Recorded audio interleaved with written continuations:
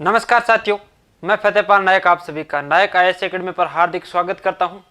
तो चलिए आज आप क्या पढ़ेंगे? फिजिक्स का अगला पार्ट पढ़ेंगे। क्या पढ़ेंगे? फिजिक्स का अगला पार्ट चल रहा था, यानी पीछे आपने कितने कंप्लीट कर लिए, उसमें अच्छे तरीके से आपको जो कि फिजिक्स समझ में भी आ रही होगी। आपका फिजिक्स का लेवल का क्वेश्चन है जो भी आपको अच्छे तरीके से समझ में भी आ रहा होगा, अच्छी तरीके से आप तैयारी भी कर रहे हो। तो आज आपका अगला चैप्टर पढ़ेंगे। देखो आज का आपका पहला क्वेश्चन क्या रहेगा? देखो साथियों, बात यह है कि साधारण बैरोमीटर में कौन से द्रव्य प्रयोग किया जाता है? कौन सा द्रव्य प्रयोग किया जाता है? यहां पर अगर बात आती है द्रव्य की, ठीक है, तो साधारण बैरोमीटर में कौन सा द्रव्य प्रयोग किया जाता है? यहां पर देखो द्रव्य की बात की जाती है, ठीक है। किसकी बात की जाती है? द्रव्य की बात की जाती है। तो कौन सा द्रव्य प्रयोग किया जाता है? तो सबसे पहले तो बात करें तो बैरोमीटर क्या होता है? तो बैरोमीटर एक वायुमंडलीय दाब मापक यंत्र होता है। क्या होता है? वायुमंडलीय दाब को मापने वाला यंत्र क्या कहलाता है? आपका बैरोमीटर कहलाता है। क्या कहलाता है? बैरोमीटर, या फिर वायुदाब मापी। वायुदाब मापी, ठीक है। आप बैरोमीटर कहेंगे या फिर वायुदाब मापी यंत्र कहेंगे। इसमें क्या होता है? एक मजबूत कांच की बनी 1 मीटर लंबी नली होती है, ठीक है। मजबूत कांच की बनी 1 मीटर लंबी नली होती है, जिसमें एक सिरा बंद होता है और एक सिरा क्या होता है? खुला होता है। तो इसके अंदर क्या भरा जाता है? इसके अंदर पारा भरा जाता है। पूर्णतः पारे से भरपूर दिया जाता है। क्या कर दिया जाता है? पारा भर दिया जाता है। तो इसके अंदर क्या भर दिया जाता है? पारा, ठीक है। यानी एक कांच की मजबूत 1 मीटर लंबी क्या होती है? एक नली होती है, जिसका एक सिरा बंद किया जाता है, जबकि दूसरा सिरा है जो कि खुला रखा जाता है।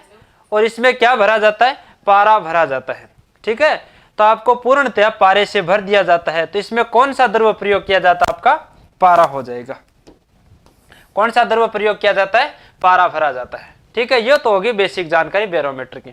इसके बाद में बात करिए कि बैरोमीटर से अगर इसका पूर्व अनुमान भी लगाया जाता है, तो मौसम का पूर्वानुमान,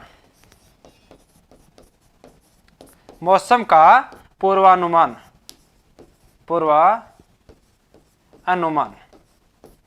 मौसम का पूर्वानुमान भी लगाया जा सकता है। किस प्रकार लगाया जा सकता है?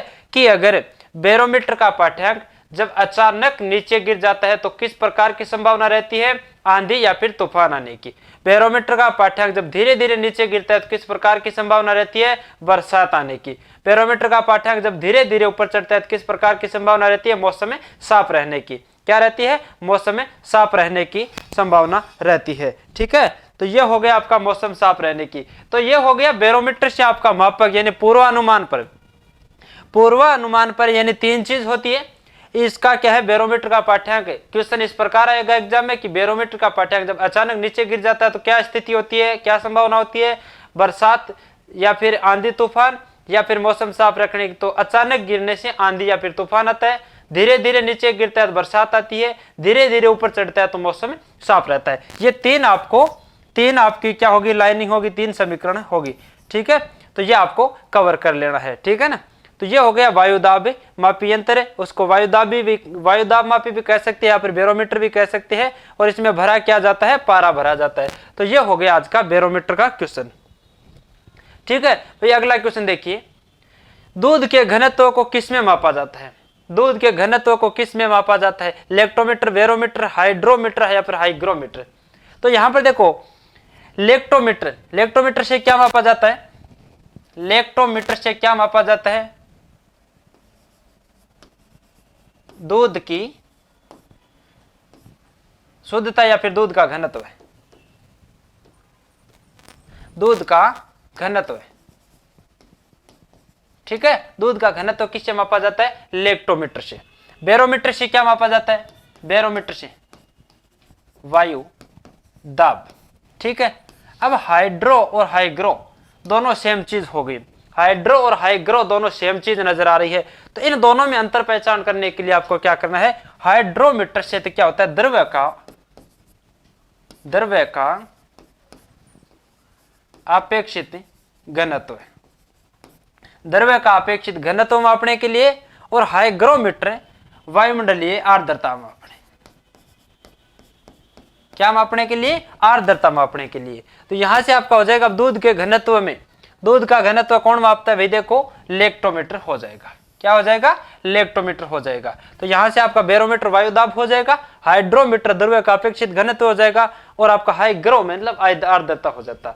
ठीक है, तो ये हो गया आपका चारों की परिभाषा, चारों के बारे में आपको अच्छी तरीके से नॉलेज हो गया। तो आपका घनत्व के लिए कौन सा हो जाएगा, लेक्टोमीटर। अब बात करें दूध के अंदर, दूध के अंदर कौन सा अम्ल पाया जाता है, लैक्टिक अम्ल पाया जाता है। कौन सा अम्ल पाया जाता है, लैक्टिक अम्ल पाया जाता है। दूध से दही बनाना कौन सी प्रक्रिया है, किण्वन प्रक्रिया।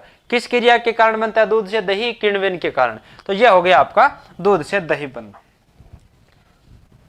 चलिए अगला देखो, यहां पर देखो स्थिति विज्ञान, स्थिति विज्ञान निम्नलिखित में से किससे संबंधित है, तो स्थिति विज्ञान, स्थिति विज्ञान का संबंध विश्राम की स्थिति से, स्थिति विज्ञान का संबंध स्थिति विज्ञान का संबंध विश्राम की स्थिति से, विश्राम की स्थिति से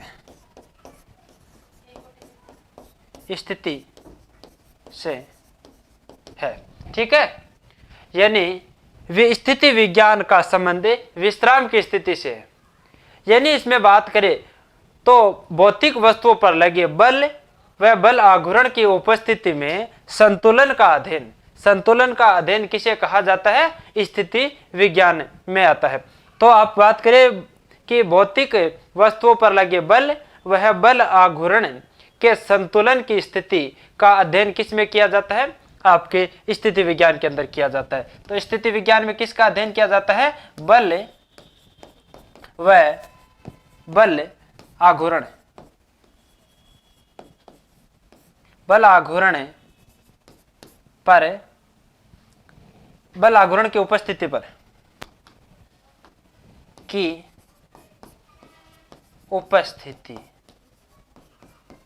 उपस्थिति की संतुलन,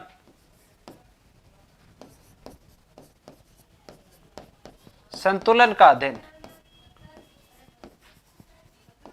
अध्ययन किस में आता है, स्थिति विज्ञान के अंदर आता है। किसके अंदर आता है, स्थिति विज्ञान के अंदर आता है। तो यहां से आप समय विश्राम की स्थिति, ऑप्शन नंबर बी क्या कहेगा, स्थिति विज्ञान में किसकी आता है, किसका अध्ययन आता है, विश्राम की स्थिति का आता है। ठीक है, अगला क्वेश्चन देखिए,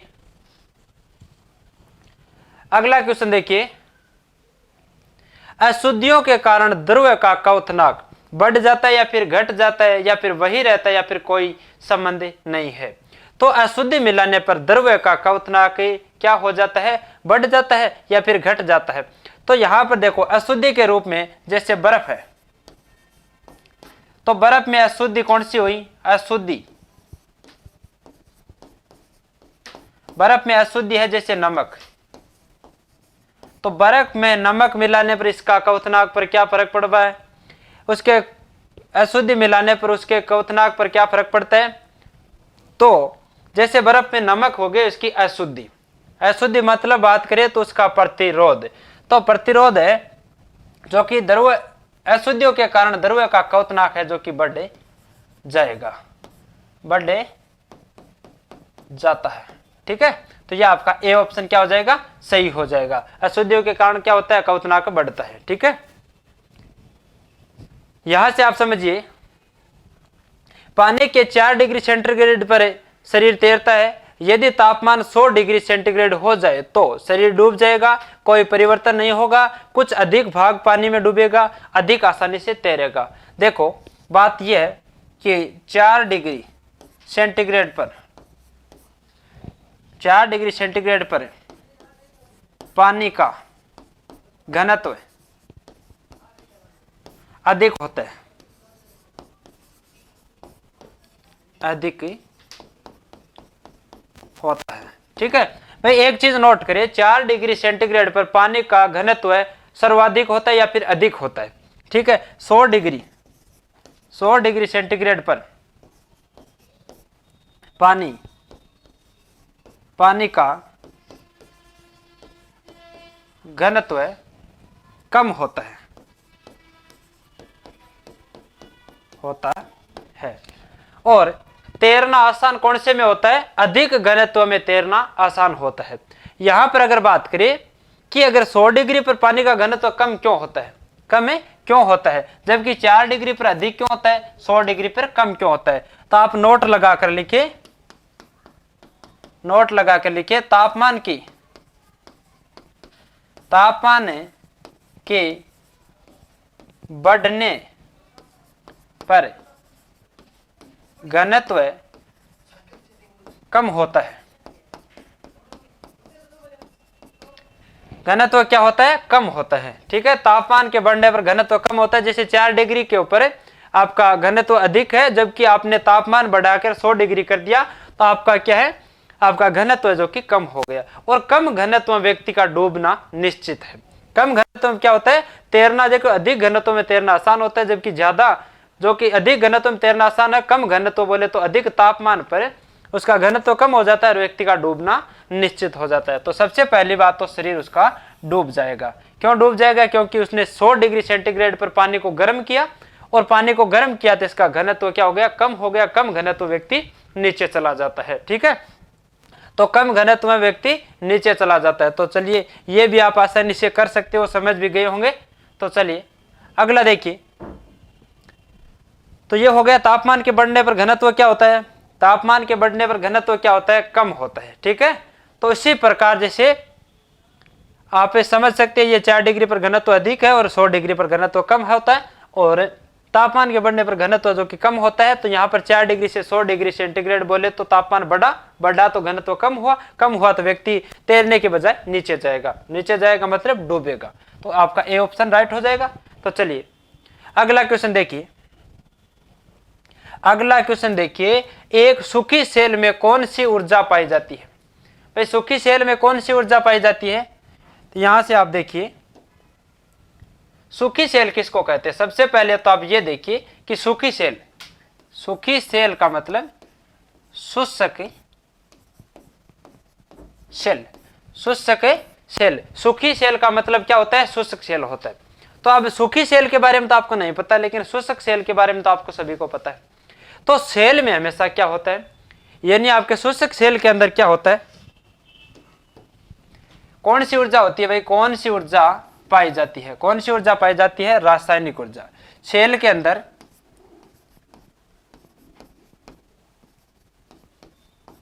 रासायनिक ऊर्जा पाई जाती है, जबकि परिवर्तन किसमें करती है? विद्युत ऊर्जा में। ठीक है, रासायनिक ऊर्जा को विद्युत ऊर्जा में कौन रूपांतरित करता है? आपका शुष्क सेल कर देता है। ठीक है, किस में कर देता है? विद्युत ऊर्जा में। अब एक चीज तो ये हो गई। अब आपको पता है शुष्क सेल किस प्रकार का होता है, शुष्क सेल कैसा होता है। तो यहां पर देखो, एक जस्ते का बर्तन होता है, एक जस्ते का बर्तन होता है। ये एक बर्तन हो गया, किसका हो गया? जस्ते का बर्तन।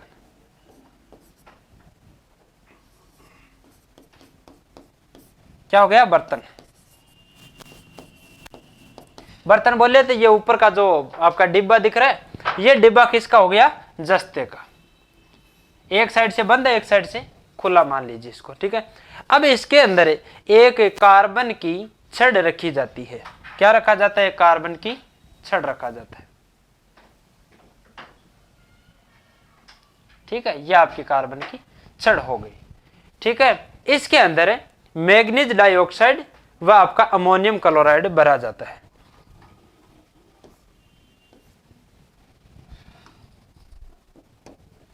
मैग्नीज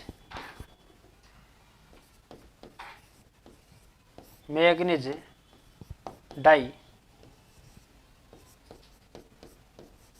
ऑक्साइड व अमोनियम क्लोराइड।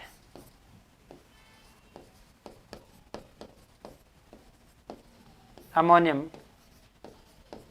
क्लोराइड। ठीक है, मैग्नीज डाइऑक्साइड व अमोनियम क्लोराइड है, इसके अंदर भरा जाता है, किसका मिश्रण भरा जाता है। ठीक है, ये कौन सी हो गई, ये आपका सेल है, और सेल के अंदर अमोनियम क्लोराइड व मैग्नीज डाइऑक्साइड का मिश्रण भरा जाता है। इसके अंदर बीच के अंदर, बीच में क्या होता है, ये आपको दिख रही है,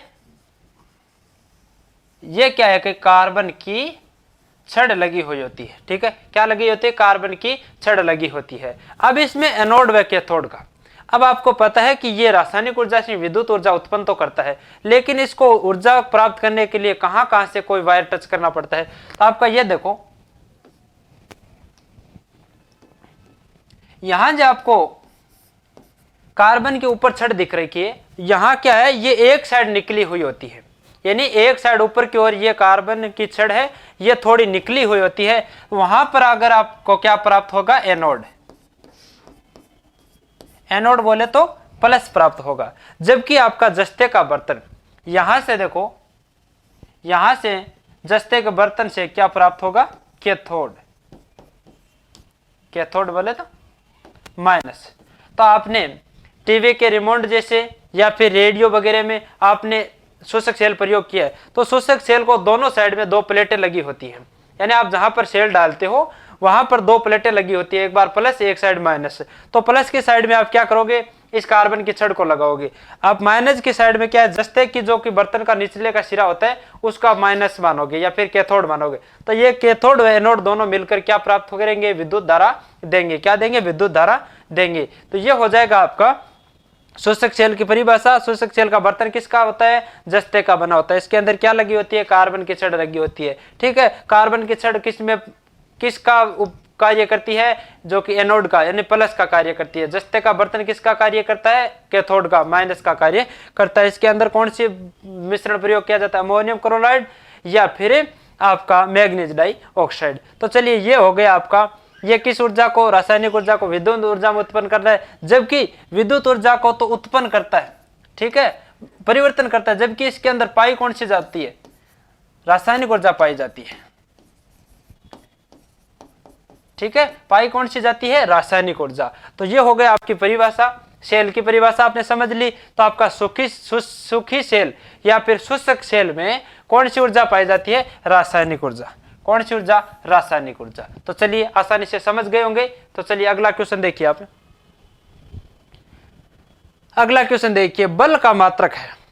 भाई बल का मात्रक कौन सा है, तो बल का मतलब क्या होता है, बल का मात्रक बराबर, बल बराबर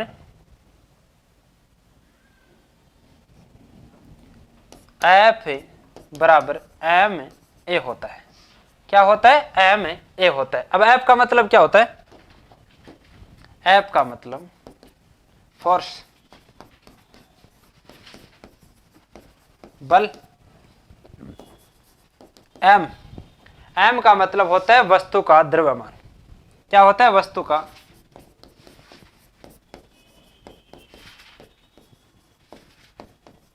ठीक है, वस्तु का द्रव्यमान। अब यहां पर ए का मतलब क्या होता है, वस्तु बल के कारण उत्पन्न त्वरण। बल के कारण उत्पन्न त्वरण। बल के कारण क्या होता है, उत्पन्न त्वरण को आप किससे व्यक्त करेंगे, ए से व्यक्त करेंगे। अब आपका मतलब क्या हुआ, बल बराबर, बल किसको कहते हैं, यहां पर देखो, वस्तु के द्रव्यमान या फिर उसके उस द्रव्यमान में उत्पन्न त्वरण की जो कि क्षेत्रफल होता है उसको क्या कहेंगे, आप बल कहेंगे। तो उसको किस में व्यक्त करेंगे, बल को किस में व्यक्त करेंगे, बल को न्यूटन से व्यक्त करते हैं। ठीक है, बल को न्यूटन से व्यक्त करते हैं, किससे, न्यूटन से। तो यहां आपका क्या हो जाएगा, न्यूटन आपका राइट हो जाएगा। एफ बराबर फोर्स, एम बराबर वस्तु का द्रव्यमान, ए बराबर बल के कारण त्वरण जो कि उत्पन्न त्वरण हो जाएगा। तो एफ बराबर एम इंटू ए, यानी द्रव्यमान इंटू उत्पन्न त्वरण।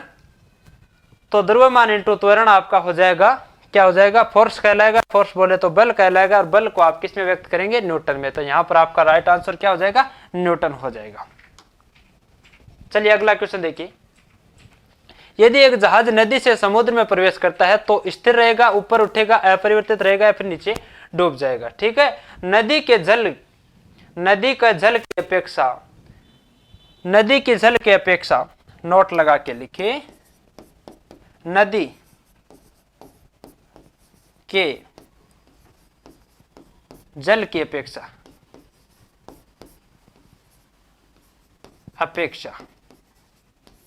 समुद्र का जल, समुद्र के जल का घनत्व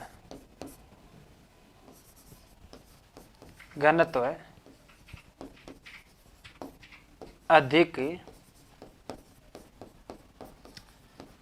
होता है। ठीक है, यहां पे देखो, नदी के जल के अपेक्षा समुद्र का जल के घनत्व अधिक होता है, और अधिक घनत्व पर हमेशा क्या होता है, तैरना आसान होता है या फिर ऊपर उठना आसान होता है। तो यहां पर देखो, नदी का घनत्व क्या होता है, कम होता है। नदी का घनत्व, नदी के जल का घनत्व, नदी के जल का घनत्व क्या हो जाएगा, कम होता है। क्या होता है, कम होता है। यहां पर अगर बात करें समुद्र जल का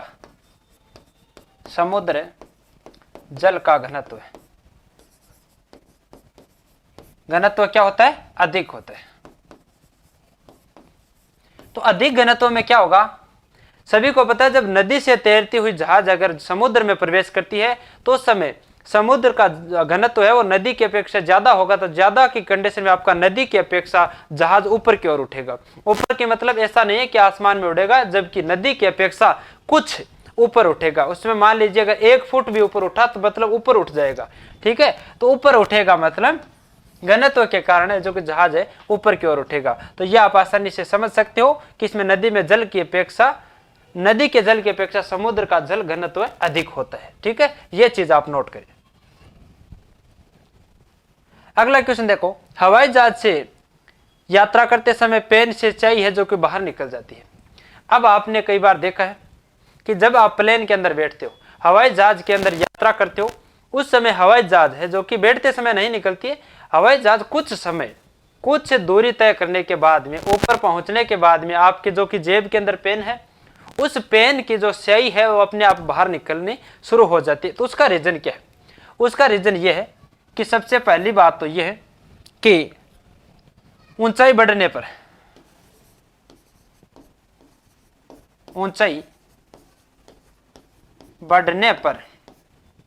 वायु दाब कम होता है। ठीक है, क्या होता है, ऊंचाई बढ़ने पर वायु दाब कम होता है।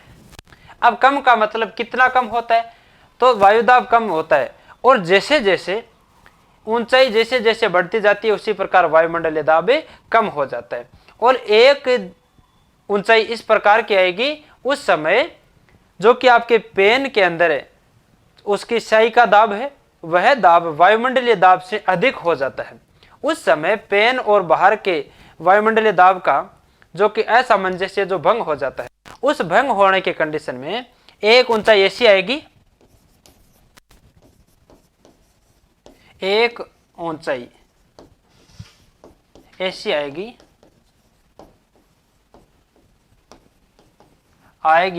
जब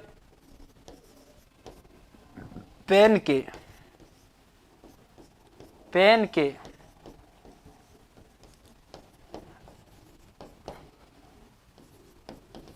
के अंदर का दाब है वायु दाब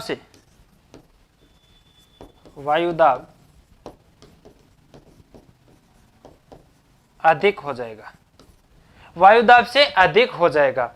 और जब आपका पेन के अंदर का दाब अगर बाहर के वायु दाब से अधिक हो जाता है तो क्या होता है, तो अंदर इतना दाब हो जाता है कि बाहर के वायुदाब से अधिक हो जाता है, अधिक का मतलब फिर बाहर निकलना शुरू हो जाता है, ठीक है, तो बाहर निकलना शुरू हो जाता है। ऐसी कंडीशन में क्या होगा, सही है जो कि आपकी बाहर निकलने शुरू हो जाता है। तो आपका क्या होता है, बाहर निकलने का कारण क्या है, वायुमंडलीय दाब में कमी होना, ठीक है, सीधी सी बात है। वायुमंडल में दाब कमी होगी और आपके पेन का अंदर का दाब ज्यादा होगा, तो ज्यादा होगा तो पेन अपने आप सही है जो कि बाहर निकलनी शुरू हो जाएगी।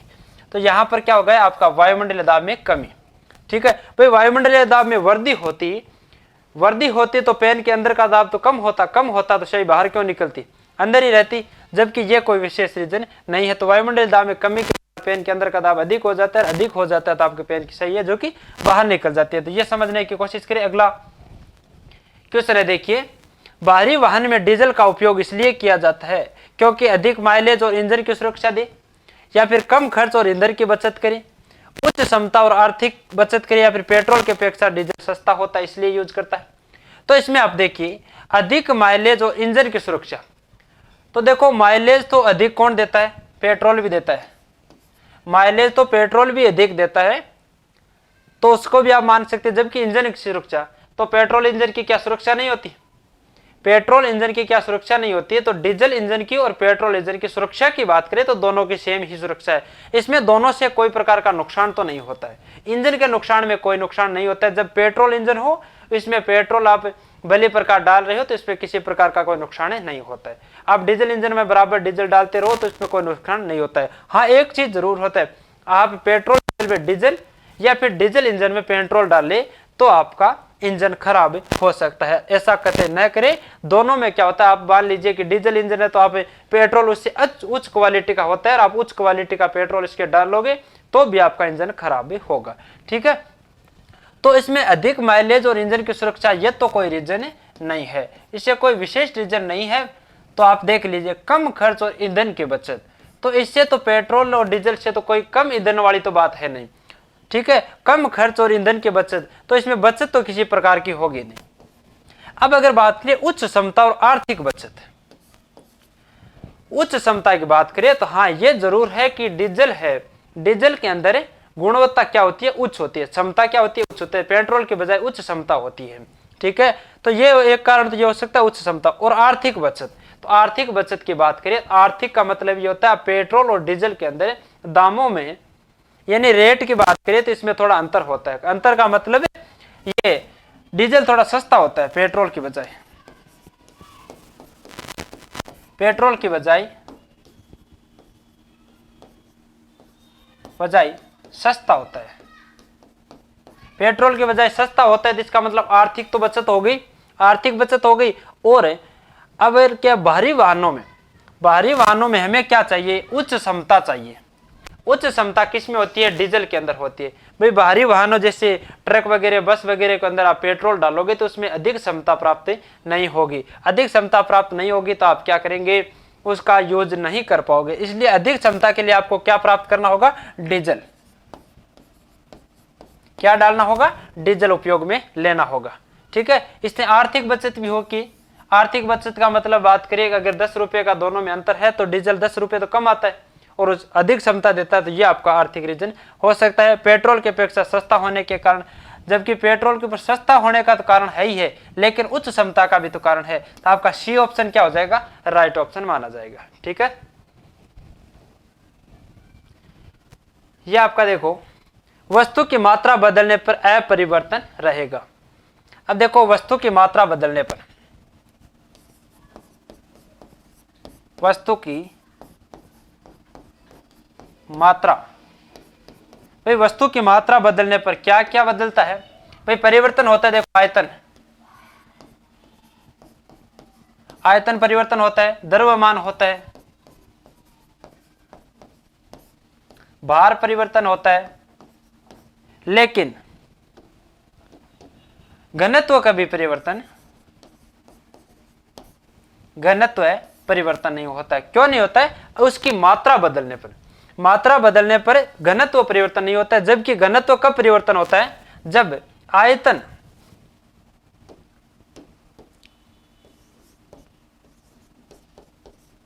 आयतन या फिर द्रव्यमान, इनके परिवर्तन पर। आयतन या फिर द्रव्यमान के परिवर्तन पर क्या बदलता है? घनत्व बदलता है। घनत्व परिवर्तन होता है, जबकि इसकी मात्रा से इस घनत्व पर कोई इफेक्ट नहीं पड़ता, ये अपरिवर्तन नहीं रहता है, सही है, अपरिवर्तित रहता है।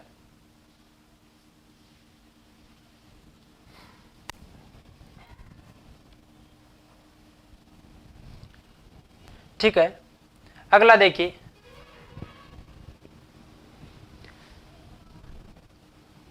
सड़क पर चलने की अपेक्षा बर्फ पर चलना कठिन होता है, क्योंकि बर्फ सड़क से सख्त होती है, सड़क बर्फ से सख्त होती है, या फिर हम जब पैरों से धक्का देते हैं तो बर्फ कोई प्रतिक्रिया व्यक्त नहीं करती, या फिर बर्फ से सड़क की अपेक्षा घर्षण कम होता है। ठीक है, बिल्कुल यही कारण है कि सड़क पर चलने में हमें आसानी होती है। सड़क पर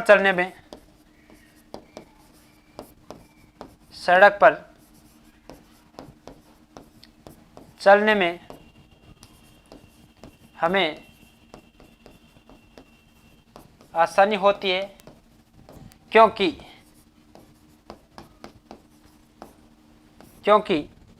सड़क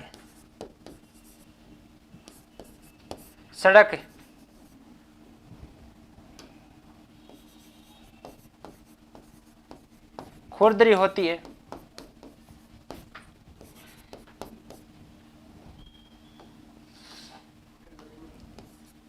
सड़क क्या होती है? खुरदरी होती है, और खुरदरी होने के कारण घर्षण बल उत्पन्न होता है। खुरदरी होने के कारण क्या होता है? घर्षण बल उत्पन्न होता है।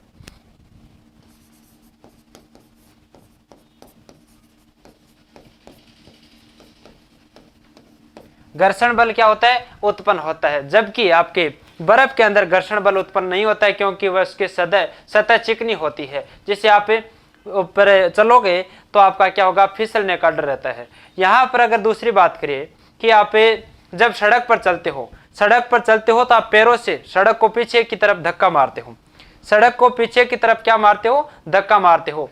तो धक्का मारते समय आपका क्या है? न्यूटन के तीसरे नियम के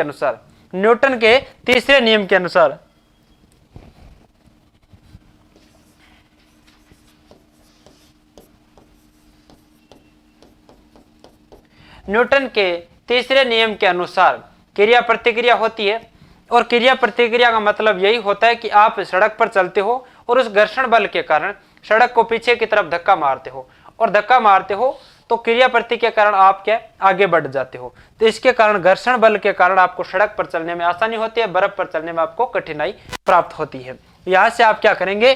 जो कि बर्फ है, सड़क की अपेक्षा घर्षण कम होता है। ठीक है, घर्षण है जो कि क्या कम होता है? तो बर्फ में, यहाँ पर आप देखिए, बर्फ में सड़क की अपेक्षा घर्षण क्या होता है? कम होता है, और सड़क पर क्या होता है? घर्षण अधिक होता है। इसलिए आप क्या माने? ऑप्शन नंबर डी को क्या कर सकते हैं? राइट कर सकते हैं। अगला क्वेश्चन देखिए, लोहे की कील पारे पर क्यों तैरती है जबकि वह पानी में डूब जाती है? तो यहां से देखो,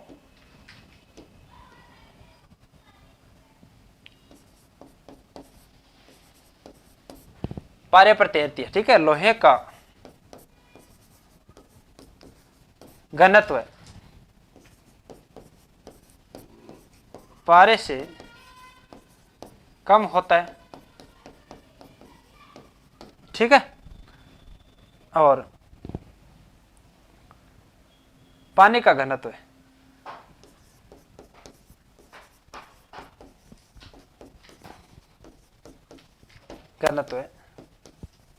पानी से अधिक होता है।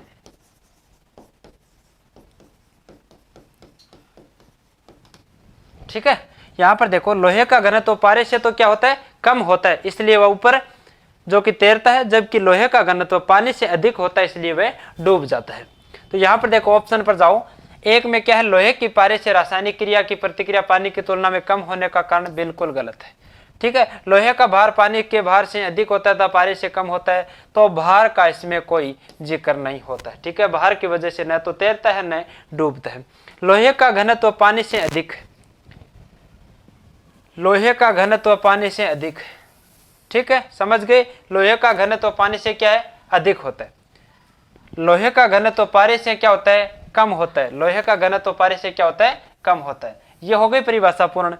सी ऑप्शन आपका राइट माना जाएगा। ठीक है, अच्छी तरीके से समझ गए कि लोहे की कील पारे पर क्यों तैरती है और पानी में क्यों डूब जाती है।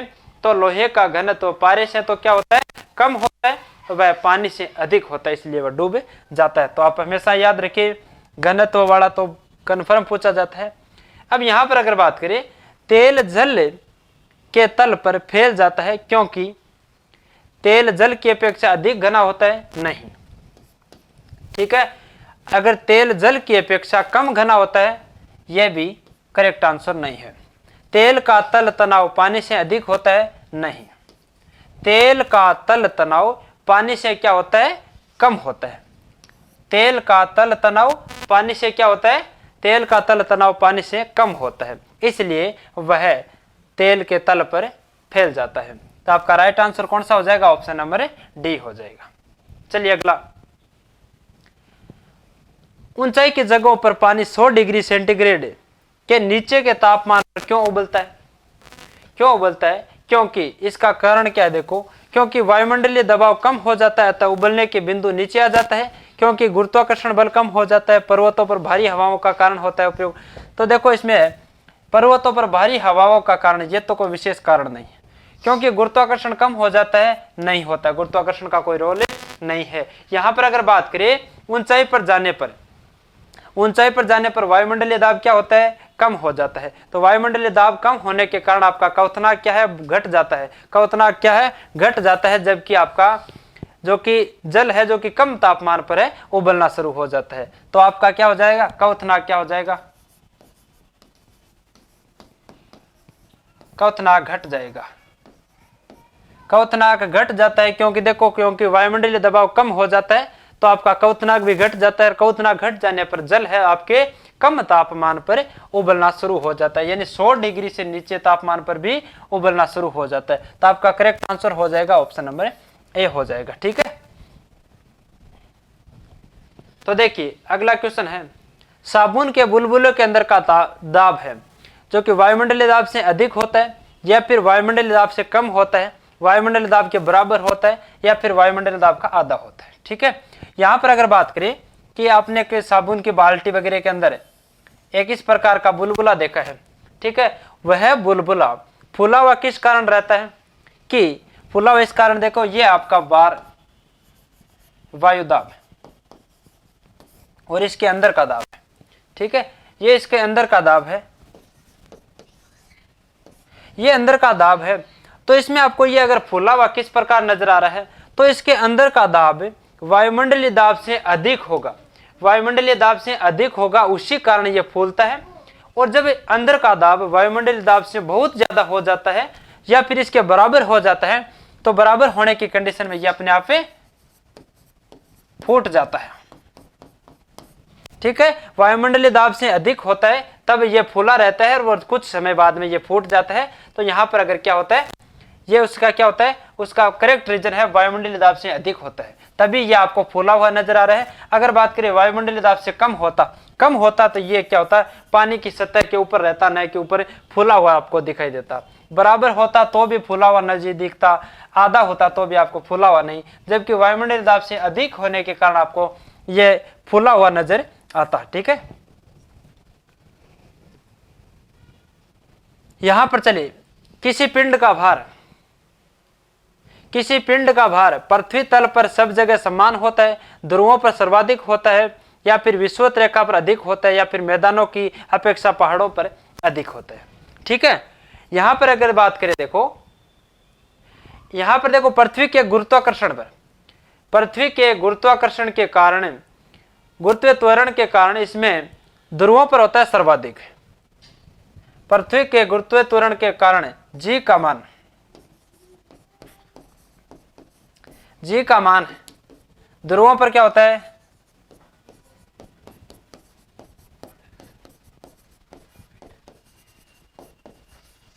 ध्रुवों पर क्या होता है, सर्वाधिक होता है।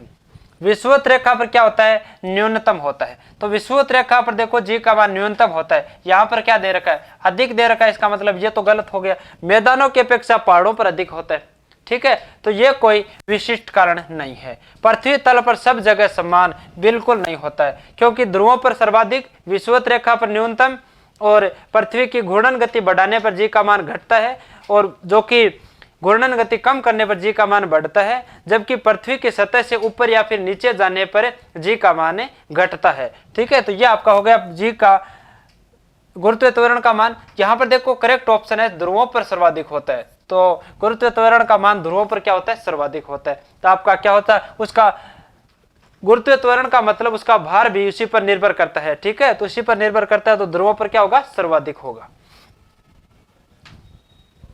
व्यक्ति का भार किस कारण महसूस होता है, गुरुत्वीय त्वरण के कारण। निम्न तापी इंजनों का अनुप्रयोग किया जाता है रॉकेट में, परमाणु भट्टी में, और आपके तुषार मुक्त मस्तिष्कों में, आपके अति चालकता विषयक अनुसंधानों में। तो यहां से आप देखिए प्राय 0 डिग्री सेंटीग्रेड से 150 डिग्री सेंटीग्रेड तक के तापमान को क्या कहते हैं, तापमान को निम्न तापी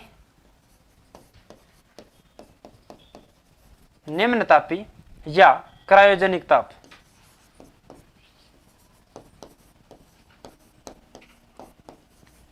क्रायोजेनिक ताप कहते हैं। ठीक है, यहां से एक चीज आपको समझना है कि 0 डिग्री से या फिर 0 डिग्री से 150 डिग्री सेंटीग्रेड तक के तापमान को निम्न ताप या फिर क्रायोजेनिक ताप कहते हैं।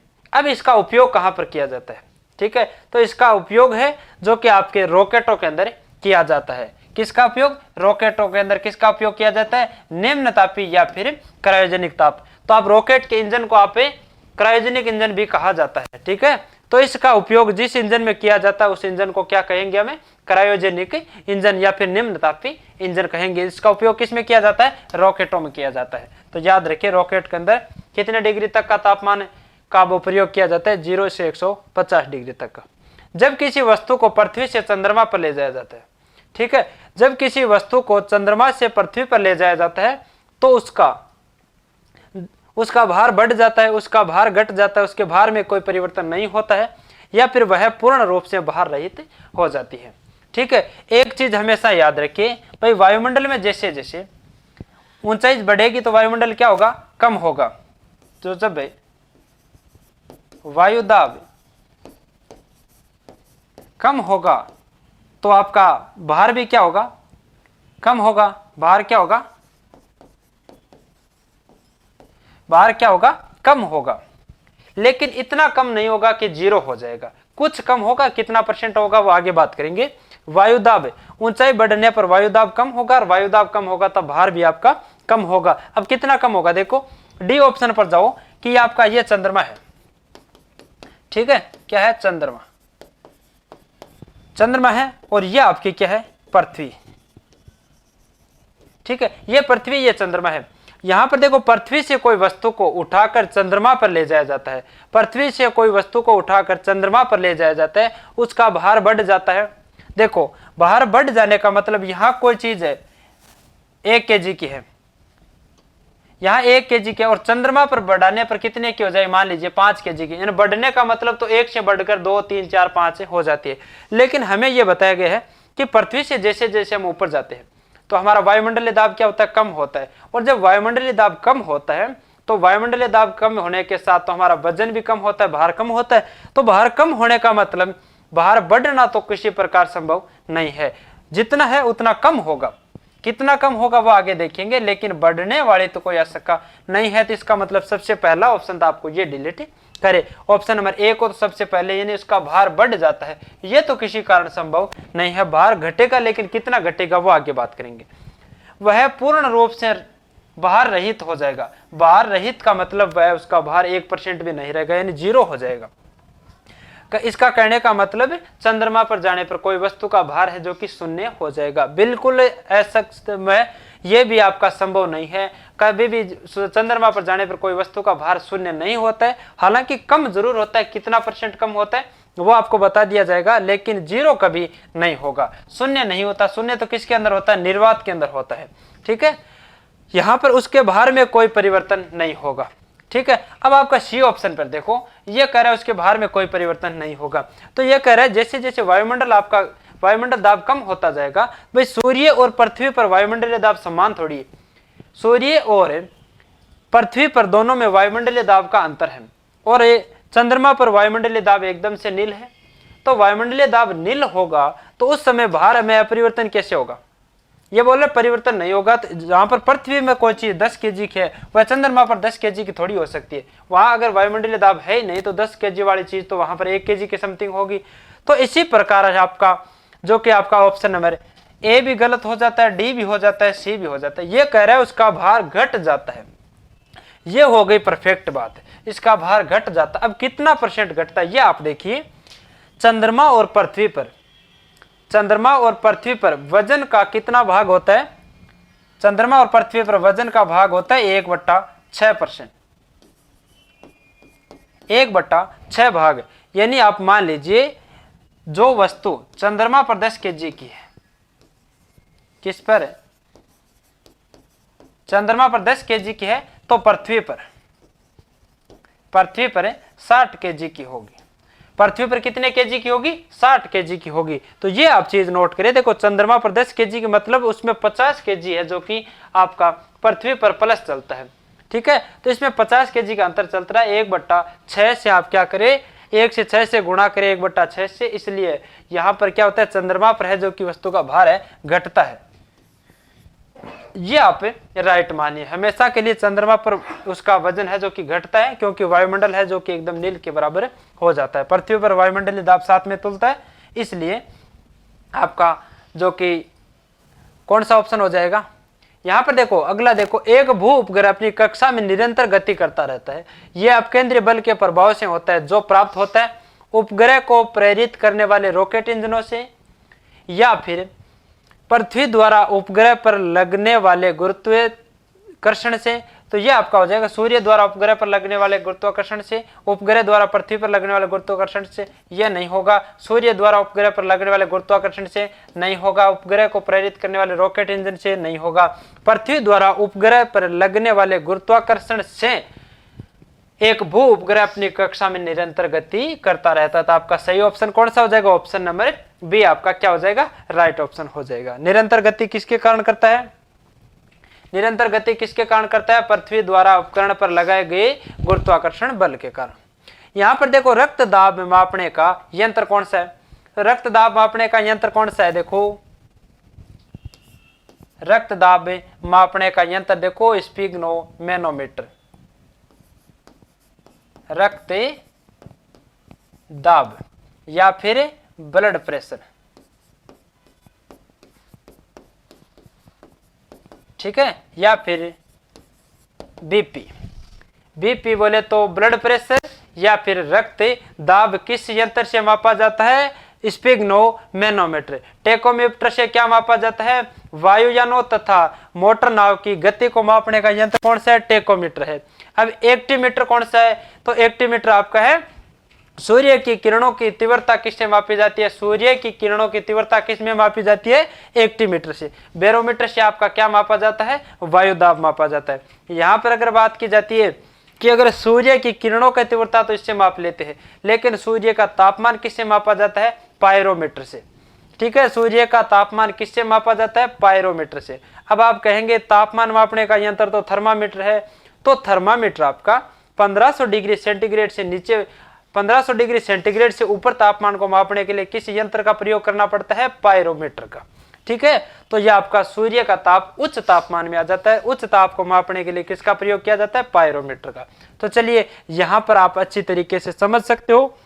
तो अगला क्वेश्चन देखिए, पिसा की झुकी हुई मीनार गिर नहीं जाती है क्योंकि वह शीर्ष भाग में पतली हो गई। इसका कोई रीजन नहीं है। पतली होने का कोई रीजन नहीं है। अगर पतली होके आप इसको झुका दे तो वह 100% गिर जाएगी। वह बड़े तल क्षेत्र को आच्छादित करती है, यह भी नहीं होगा। इसका गुरुत्वाकर्षण केंद्र निम्नवत स्थिति से रहता है, यह भी कोई कारण नहीं है। गुरुत्वाकर्षण केंद्र से जाने वाली ऊर्ध्वाधर लाइन रेखा तल के अंदर से रहती है, इसके कारण झुकी हुई मीनारें नहीं गिरती है। ठीक है, इस जो कि चौथा कारण है, इसके कारण है जो कि वह मीनारें नहीं गिर पाती है। चलिए अगला क्वेश्चन देखिए आप।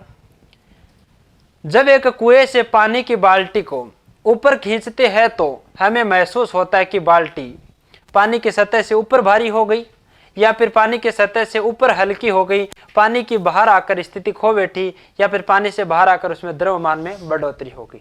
ठीक है, तो इसमें देखो, इसमें आपका क्या है, यह आपका देखो कुआं है। ठीक है, और इतनी दूर तक पानी भरा है और यहां पर बाल्टी है। ठीक है, तो आपको क्या करना है, जब भी आप इस बाल्टी को ऊपर खींचते हैं तो यहां तक आएगी, तब आप वजन है एकदम से कम महसूस होगा। यहां तक जब तक पानी है, पानी की तल तक आएगी, तब तक वो बाद जो बाल्टी का वजन है जो कि कम नजर आएगा, कम नजर आएगा, जबकि उसमें जीरो नहीं होता है और न ही उसमें वजन कम होता है, जबकि महसूस कम होता है। ठीक है, अब यहां से यहां तक आपका वजन है जो कि अधिक होगा। क्या होगा, अधिक होगा। अब ऐसे में आपका क्या है, पानी की सतह से ऊपर भारी हो गई। देखो पानी की सतह से ऊपर हल्की हो गई, ये तो आपका गलत हो गया, क्योंकि सतह यहाँ है और सतह से यहाँ तक तो भारी हुई, हल्की कट। तो यहाँ पर देखो पानी की सतह से ऊपर हल्की हो गई, ये तो आपका गलत हो गया। पानी की से बाहर आकर स्थिति खो बैठी, ये तो बिल्कुल गलत है। पानी से बाहर आकर द्रव्यमान में बढ़ोतरी हो गई, ये बिल्कुल गलत है, क्योंकि बढ़ोतरी द्रव्यमान में नहीं हुई, क्योंकि आपको महसूस हुआ ओनली। ठीक है, अब पानी की सतह से ऊपर भारी हो गई, तो ये बिल्कुल सही बात है। देखो पानी की सतह से यहाँ तक आने पर आपका इसका जो कि आपको भारी महसूस हो रही है, तो ये सिद्धांत किसका है, ये देखो आर्किमिडीज के सिद्धांत के अनुसार वस्तु का भार पानी के अंदर कम महसूस होता है, जबकि पानी के जो कि तल से ऊपर आने पर ज्यादा महसूस होता है, जबकि उसके भार है जो कि कम से अधिक होता नहीं है लेकिन महसूस होता है। ये किसका नियम है, आर्किमिडीज का सिद्धांत है। ठीक है, यहां पर अगला देखो, लोलक की घड़ियां। लोलक घड़ियां गर्मियों में सुस्त हो जाती है, क्योंकि गर्मियों के दिन लंबे होते या कुंडली में घर्षण के कारण, या फिर लोलक की लंबाई बढ़ जाती है, या फिर लोलक के भार में परिवर्तन हो जाता है। इसलिए तो इसमें कारण यह है, लोलक की लंबाई बढ़ जाती है, क्योंकि गर्मियों के कारण इसकी लंबाई बढ़ जाती है। लंबाई बढ़ जाने से इसका आवर्तकाल है जो कि बढ़ जाता है। आवर्तकाल क्या हो जाता है, लंबाई बढ़ जाती है तो उसका आवर्तकाल बढ़ जाता है, जबकि सर्दियों में ये, गर्मियों में ये शुष्क हो जाती है, तो इसके कारण लंबाई बढ़ जाती है। लंबाई बढ़ जाने से आवर्तकाल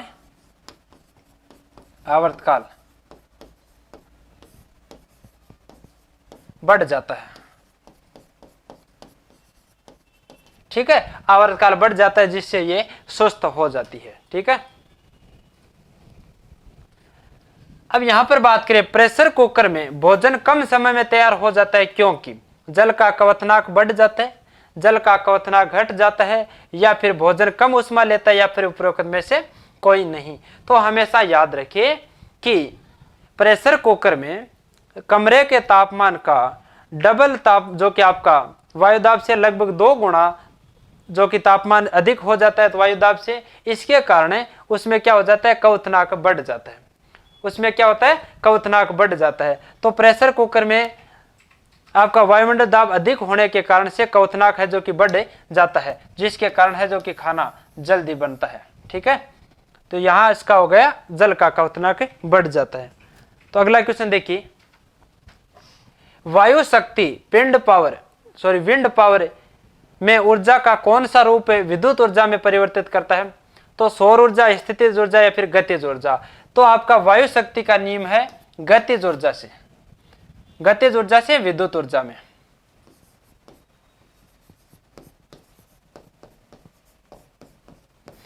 गतिज ऊर्जा से विद्युत ऊर्जा में परिवर्तित करता है, कौन करता है, वायु शक्ति। ठीक है, सॉरी, गतिज ऊर्जा से वायु शक्ति में कौन करता है, आपका विंड पावर या फिर वायु शक्ति। अगला क्वेश्चन देखिए,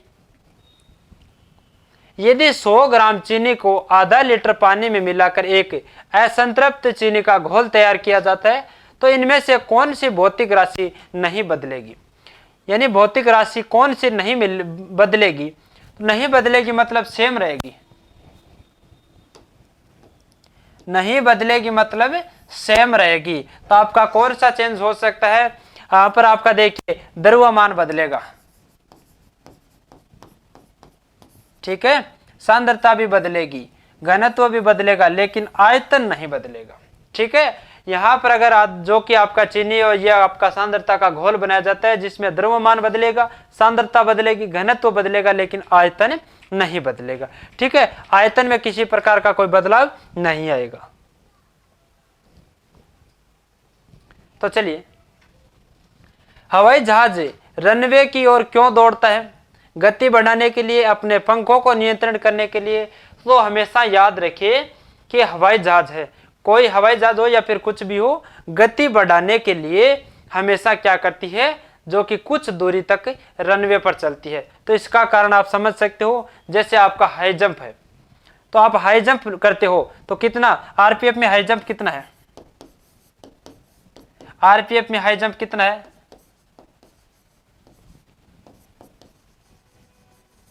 आरपीएफ में हाई जंप कितना है? शायद तक 4 फीट है, ठीक है।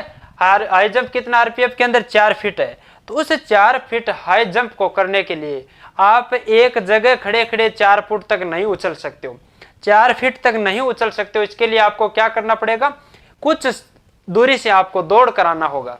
4 फीट का हाई जंप करने के लिए आपको क्या करना होगा? यानी कुछ दूरी तक उछलने के लिए आपको क्या करना है? पीछे से आपको क्या है? कुछ दूरी तक दौड़ कर आना होगा, तब जाकर आपका 4 फुट हाई जंप क्लियर होगा। तो यहां से आप देखिए, उसके लिए आपको क्या करना होगा? कुछ समय रनिंग करनी होगी, कुछ दूरी से रनिंग करनी होगी। उसके आपको संतुलनता बनाए रखने के लिए यहां से हो जाता है। तो उसके पंखों को नियंत्रण करने के लिए, तो इसीलिए भी होता है क्योंकि कुछ दूरी तय करने के बाद में उसके पंखों का बैलेंस वगैरह सब सेट हो जाता है, उसमें आपका गति भी बढ़ जाती है।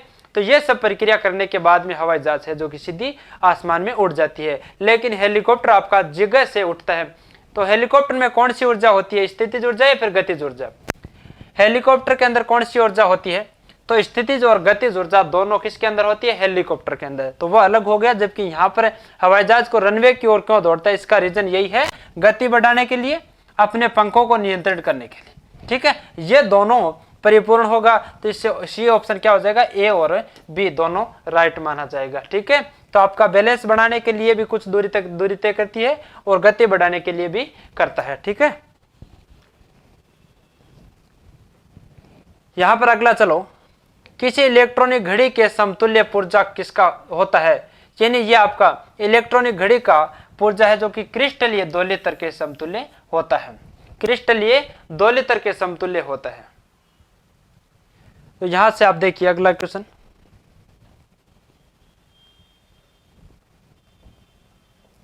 ठीक है। किसी पिंड का अधिकतम भार होता है, किसी पिंड का अधिकतम भार होता है निर्वात में, जल में या फिर वायु में? तो देखो सबसे पहली बात तो यह है, निर्वात में तो इसका पिंड का भार क्या होता है? 0। निर्वात में क्या होता है? 0 होता है। जल में क्या होता है या फिर वायु में क्या होता है? सबसे अधिक होता है वायु के अंदर, सबसे अधिक।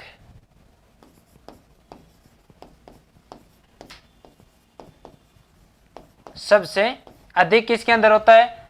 वायु के अंदर रहता है। जल में होता है लेकिन कम होता है, भार तो होता है लेकिन कम होता है। वही अभी की जो पीछे बात चल रही थी, कुएं के अंदर से आप बाल्टी खींच रहे हो तो आपको जहां तक पानी में होगी तब तक बाल्टी ऊपर खींचने में आसान चलेगी। इसलिए जल में वजन तो होता है लेकिन कम होता है, ठीक है। तो वायु में सर्वाधिक होता है क्योंकि उसमें आपका वायु है जो कि आपके साथ काउंट होती है, क्योंकि आपके भार में वायु आपके साथ काउंट होती है। इसीलिए जो कि आपके आभूषण बनाने वाले सोनार वगैरह है, वह अपने जो कांटे को है किसी कांच के एक बंद डब्बे के अंदर रखते हैं, क्योंकि इसमें जो कि आपके नॉर्मल सी भी हवा अगर एक साथ तुल जाती है जिससे किसी को लाखों रुपए का नुकसान हो जाता हो, इसलिए उसको क्या है जो कि किसी कांच के अंदर बंद रखा जाता है, ठीक है, क्योंकि इसके हवा 1% भी साथ न तुले। तो इसलिए सबसे अधिक भार किस में होता है? वायु में रहता है। यहां पर अगला देखो, एक केश नली में जल की अपेक्षा एक तरल अधिक ऊंचाई तक चढ़ता है, तो इसका कारण क्या है? तरल जल की अपेक्षा अधिक श्यान होता है, तरल का ताप जल की अपेक्षा अधिक होता है, या फिर तरल का पृष्ठ तनाव जल की अपेक्षा कम होता है, या फिर तरल का पृष्ठ तनाव जल की अपेक्षा अधिक होता है। ठीक है, तो यहां से आप समझिए, तरल का पृष्ठ तनाव जल की अपेक्षा कम होता है, इसलिए वह जल की अपेक्षा अधिक ऊंचाई तक चढ़ता है। तो आपका राइट ऑप्शन कौन सा हो जाएगा? ऑप्शन नंबर सी हो जाएगा। ठीक है, तो ये हो गया आज का आपका लास्ट क्वेश्चन। तो साथियों, अगर अच्छी तरीके से तैयारी चल रही है, किसी प्रकार की कोई दिक्कत नहीं हो रही है, तो नेक्स्ट क्लास में आप सब मिलेंगे। तब तक के लिए जय हिंद, वंदे मातरम।